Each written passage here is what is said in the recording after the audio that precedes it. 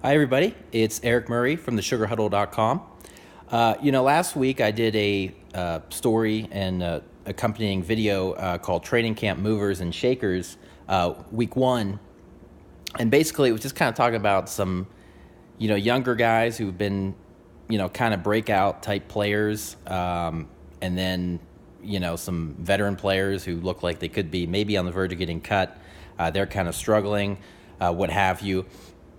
And anyways, I wanted to do a video again for this week and kind of talk about, a guy that's really starting to look pretty good and another guy who's not looking so great. Last week I did kind of a wide receiver theme. That's kind of how it ended up working out. And this week I'm actually going to do some pass rushers. So let me start off with a guy first who, could get cut here very soon. Michael Johnson, the longtime veteran defensive end for the Bengals.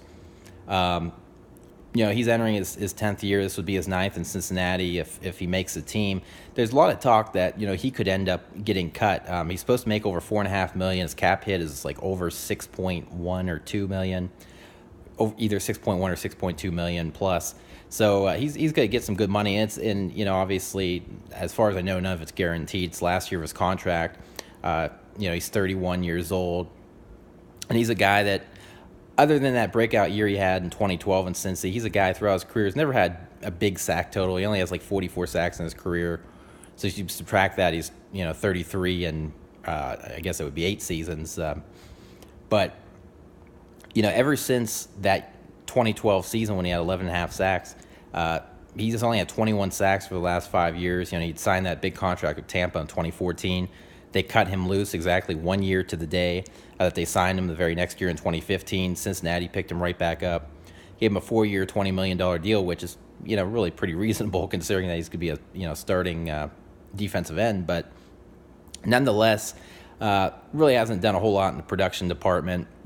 And they've got some young guys in Cincinnati that are really up and coming. Jordan Willis, who was a rookie last year, who didn't play a whole lot. I think he had like 25 tackles, only had like maybe a sack, but apparently Cincinnati has like a real expanded role for him. He's tearing up the preseason. He has 6 tackles and 3 sacks already in the preseason. Had a couple sacks and 3 tackles last night against the Cowboys alone.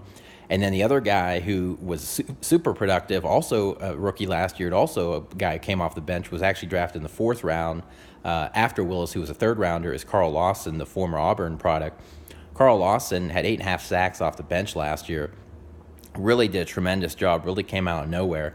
And he's another guy who's going to also get some opportunities to really shine this year. So, Michael Johnson, I mean, he's a pretty expendable guy. And, for Cincinnati, especially a team that most people really don't expect to make the playoffs, why not, really start planning for your future by letting turning your young guys loose, turning your young pass rushers loose now, and free up that roster spot, especially the cap space part of it. Mike Brown, obviously the Bengals owner, very, very fickle. And so, why not eliminate that money, before the season starts? And who knows, maybe that'll help towards the re-signing of Carlos Dunlap next offseason, although I don't think it's going to happen. And that's another reason why you got to try to play some of your young guys, because if you don't re-sign Dunlap, then you're going to be very green at that position, a very important position. So Michael Johnson, he's a guy who hasn't recorded a single tackle in 2 preseason games. Again, 21 sacks the last 5 years, had 5 last year. So he doesn't do a ton for you as a pass rusher, and he's getting paid pretty good money, even though it's still pretty low for a veteran pass rusher. It's still, $4.5 million. Like I said, the cap hits over $6 million. So, I think it's probably the right move for Cincy, and it sounds more and more like there's a good chance that they are going to cut him loose. But at the end of the day, he's a guy who's really kind of been on the decline. So he's still somebody, for his sake, that will still get picked up somewhere and provide good veteran depth, and might even have to start, if there's an injury. So he'll still get a job somewhere. It might be less money than he's making now, but so that's one guy that's kind of on the decline that looks like could get cut here by the end of training camp. Might not make that 53-man roster. On the flip side of it, though, another defensive end, John Simon from the Colts. He's a guy. He's been kind of a journeyman player early in his career now. This would be a 6th season. He was like a fourth round pick by the Ravens back in 2013.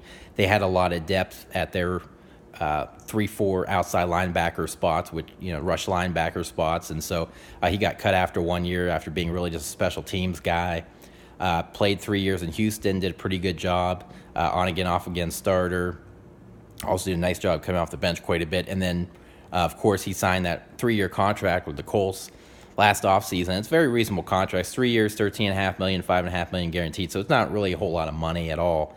And I think he's only going to get like 3.2 something million. It was like a real weird amount this year. So not really a whole lot of money. But there was talks that maybe he would get cut loose coming into training camp because, when he was at Ohio State, he was a jack of all trades, but didn't really have a true position. He was primarily a defensive end. He excelled at it. He was all Big Ten guy, and I think he was Big Ten Defensive Player of the Year, if I'm not mistaken. But nonetheless, 6'1", 250 pounds, undersized defensive end.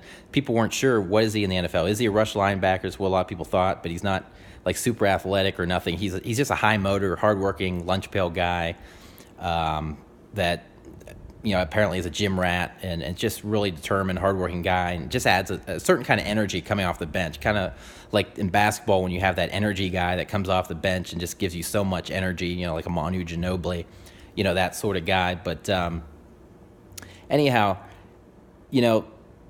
coming into training camp, because the Colts were switching to a 4-3 defense, there was a lot of questions. Okay, he has to be a down defensive end in the NFL. He's probably not going to be able to do that. Well, guess what? After some struggles in the offseason adapting to the system, from what I heard, apparently since started training camp, he's been doing a terrific job. Their preseason opener against the Seahawks last week, obviously their second game won't be until tomorrow night against the Ravens, Monday Night Football, but preseason opener, he only played 9 snaps against the Seahawks, which again, he's borderline starter, so that's not surprising. Only 9 snaps against the Seahawks. He had 1.5 sacks. So he's starting to look really, really good, and it sounds like they're kind of getting excited about him. So he might have his best year yet. You never know. And the thing with Indy is, even with a new coach and Frank Reich, and even with a second-year GM and Chris Ballard that's trying to turn things around and has made some pretty good moves, they're still one of the least talented rosters in the NFL, and especially on the defense side of the ball. And, of course, even in the Peyton Manning era, they were pretty terrible defensively for a lot of years, even with some of the great players that they had with Dwight Freeney and Robert Mathis, et cetera, et cetera, et cetera. But it sounds like, right now, ourlads.com has him projected as the backup to Jabal Sheard, but Sheard's a guy, I think the most sacks he's ever had in the season is 8, and he had I think it was 5 in New England in 2016, and then 5.5 last year. It was a reverse, but it was 5, 5.5 in either order, 10.5 over the last 2 years. So he's only going to give you so much production. The Colts had only 25 sacks last year. So, with some young guys that they have on their depth chart right now outside of Sheard, I'd imagine that Simon's going to play a lot off the bench. And that's a big boost for the Colts, because a lot of people, even with Andrew Luck coming back, even if Luck's completely healthy, a lot of people aren't sure this is a playoff team, but AFC South's wide open, and might be a division where you might only need to win 9 games to take the division. I'm going to be previewing that division in a couple weeks. Just kind of a spoiler, I think 10-6 is what I have winning the division, and it's not the Colts. But who knows? I mean, that could help their defense go from being a bottom feeder to maybe being a top 20 defense next year. Not too terrible. So I think that's big for the Colts that he's really having a breakout, because if they would have had to cut him loose, then you'd be really, really short on depth, and your defense would be really, really bad, and your pass rush would continue to be bad. But he's good against both the run and the pass. And at the end of the day, I think it's really good for the Colts if he carries that in the regular season. Obviously, he only played 9 games last year because of injury, so that's a concern. And then finally, one thing I just want to mention real quick is Orlando Scandrick. He had went from the Cowboys to the Redskins this offseason, going to his 11th year. He actually got cut already. The Chiefs just picked him up, but it's good news for the Chiefs. They lost 5 of their top 6 corners this offseason, including Marcus Peters in that trade. Doesn't do much interceptions-wise. He's missed like 11 games over the last 2 years. He only has 1 interception in the last 2 years, but I think it's something for Kansas City, who could have one of the worst secondaries. So at least it's a nice Band-Aid. So I just wanted to throw that out there. I mean, it's a 1-year deal, low risk, so that could be a little bit of a help for Andy Reid and company. He's trying to get back to the playoffs.